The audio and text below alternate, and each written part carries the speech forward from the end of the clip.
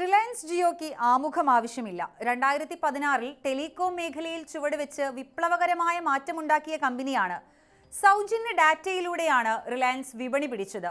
ഇപ്പോൾ ജിയോ പുതിയ ചൂതാട്ടത്തിനൊരുങ്ങുകയാണ്. ഇക്കുറി രാജ്യത്തെ നോൺ ബാങ്കിംഗ് ഫിനാൻഷ്യൽ സെക്ടറാണ് ലക്ഷ്യം. ഇന്ത്യയിൽ അതിവേഗം വളരുന്ന സെക്ടറിൽ ജിയോയ്ക്ക് എന്ത് മാറ്റമാണ് കൊണ്ടുവരാൻ സാധിക്കുക? ജിയോയുടെ വരവിനെ സാധാരണക്കാർ ഭയത്തോടെ കാണേണ്ട കാര്യമുണ്ടോ? അമേരിക്കൻ ധനകാര്യ ഭീമനായ ബാങ്ക് ഓഫ് അമേരിക്ക ജിയോയിൽ നിക്ഷേപിക്കുന്നു. ഈ വാർത്തയാണ് നോൺ ബാങ്കിംഗ് ഫിനാൻഷ്യൽ സെക്ടറിൽ ജിയോയുടെ കളികളെക്കുറിച്ചുള്ള ചർച്ചകൾക്ക് തുടക്കമിട്ടത്. ജിയോ ഫിനാൻഷ്യൽ സർവീസിന്റെ സഹസ്ഥാപനമായ ജിയോ ക്രെഡിറ്റ് ലിമിറ്റഡിൽ 49.9% ഓഹരിയാണ് അവർ വാങ്ങുക. അതായത് ഏകദേശം 18,268 കോടി രൂപ നിക്ഷേപിക്കും. $1.9 ബില്യൺ ആകും കമ്പനി ഒഴുക്കുക. ഇതിനെ സാധാരണ വിദേശ നിക്ഷേപമായി മാത്രം കാണാൻ സാധിക്കില്ല. ജിയോയും റിലയൻസും ഇന്ത്യൻ വായ്പാ വിപണിയെ എത്രത്തോളം ഗൗരവത്തോടെയാണ് കാണുന്നത് എന്നതിന്റെ സൂചനയാണിത്. ബാങ്ക് ഓഫ് അമേരിക്കയ്ക്ക് ഒറ്റയടിക്ക് ഓഹരികൾ കൈമാറാനല്ല ജിയോ ഒരുങ്ങുന്നത്. ആദ്യഘട്ടത്തിൽ 26% ഓഹരികൾ നൽകും. പിന്നീട് ഘട്ടം ഘട്ടമായി പങ്കാളിത്തം 49.9% എത്തിക്കും. ഇടപാടിന് വിവിധ നിയന്ത്രണ ഏജൻസികളുടെ അംഗീകാരം ലഭിച്ചിട്ടില്ല. അതുകൂടി കിട്ടിയാൽ മാത്രമേ ഇത് യാഥാർത്ഥ്യമാവുകയുള്ളൂ.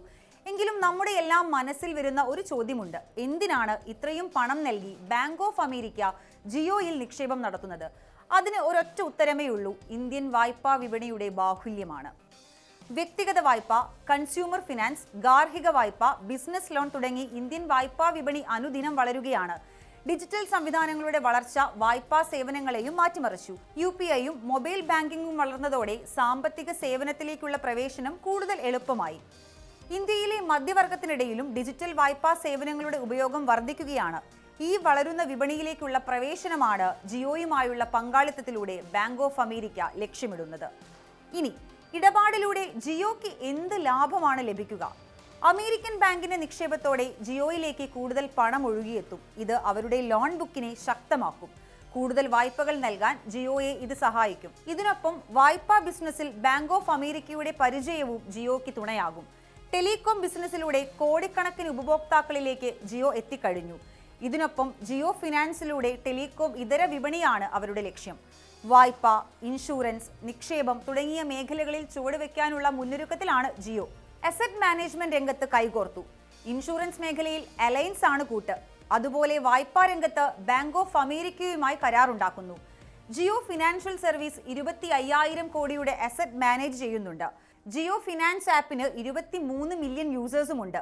ബാങ്ക് ഓഫ് അമേരിക്കയുമായുള്ള കൂട്ടുകെട്ടിലൂടെ ഇത് വികസിപ്പിക്കുകയാണ് റിലയൻസിന്റെ ലക്ഷ്യം. ഇന്ത്യയിലെ ഫിനാൻഷ്യൽ സർവീസ് മാർക്കറ്റിൽ വലിയ മത്സരമുണ്ട്. ബജാജ് ഫിനാൻസ് പോലുള്ള NBFCകളും ICICI, HDFC പോലുള്ള ബാങ്കുകളും മേഖലയിലുണ്ട്. കസ്റ്റമേഴ്സിനിടയിലുള്ള റീച്ച് കൊണ്ട് മാത്രം ഇവിടെ പിടിച്ചു നിൽക്കുക സാധിക്കുന്ന കാര്യമല്ല. വായ്പ നൽകിയാൽ മാത്രം പോരാ, അത് തിരിച്ചു പിടിക്കുകയും വേണം. അല്ലെങ്കിൽ കിട്ടാക്കടം പെരുകുകയും കമ്പനി സാമ്പത്തികമായി തകരുകയും ചെയ്യും.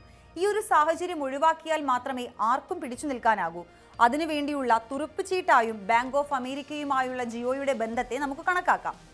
ഇനി പ്രധാനമായും ഉയരുന്ന ചോദ്യം ജിയോയുടെ വരവ് മറ്റ് ധനകാര്യ സ്ഥാപനങ്ങളെ എങ്ങനെ ബാധിക്കുമെന്നുള്ളതാണ്. മുൻപ് ജിയോ വന്നപ്പോൾ ടെലികോം രംഗത്ത് മറ്റ് കമ്പനികൾക്ക് അത് തിരിച്ചടിയായിരുന്നു.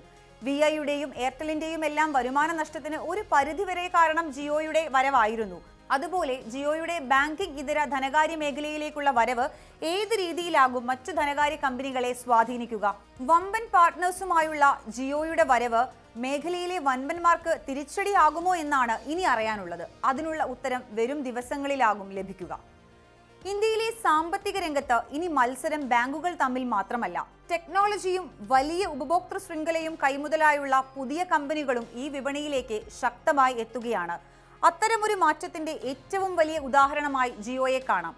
ഇൻഷുറൻസ് മുതൽ അസറ്റ് മാനേജ്മെന്റ് വരെ ഒറ്റ കമ്പനി നിയന്ത്രിക്കുന്ന സാഹചര്യമാണ് വരുന്നത്. ഇതിൽ ജിയോ എത്രത്തോളം നേട്ടമുണ്ടാക്കുമെന്നതാണ് ഇനി ശ്രദ്ധിക്കേണ്ടത്. ബാങ്ക് ഓഫ് അമേരിക്കയുമായുള്ള ജിയോയുടെ പങ്കാളിത്തം കൂടുതൽ കരുത്തു നൽകുമോ? ജിയോയുടെ മേഖലയിലേക്കുള്ള കടന്നുവരവ് ഉപഭോക്താക്കളെ പോസിറ്റീവായിട്ടാണോ സ്വാധീനിക്കാൻ പോകുന്നത്? നിങ്ങളുടെ അഭിപ്രായം കമന്റുകളായി രേഖപ്പെടുത്തൂ.